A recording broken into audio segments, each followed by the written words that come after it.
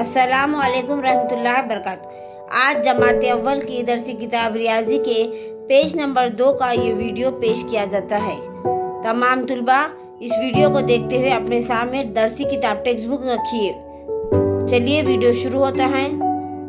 आज के इस वीडियो में पीछे और आगे जमात अव्वल की दरसी किताब मैथ की इसका पेज नंबर 2 है। यहाँ पे आपको पर्दे के पीछे छुपे हुए बच्चे के नीचे चौकोर में रंग भरना है। देखिए, हम तीर के निशान की मदद से आपको बता रहे पर्दे के पीछे छुपा हुआ बच्चा ये है। इसके नीचे चौकोर है, यहाँ पर आपको रंग भरना है। आप सफाई से अपनी टेक्स्ट बुक में रंग भरिए।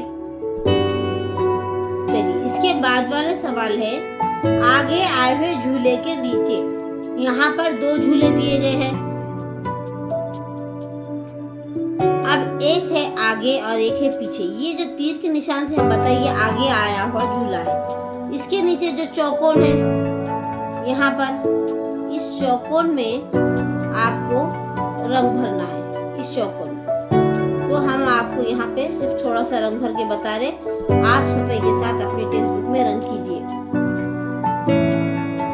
इसके बाद यहाँ पर तीसरी तस्वीर में स्टैम्प के आगे खड़ी लड़की के नीचे चौकोन में रंग भरिए।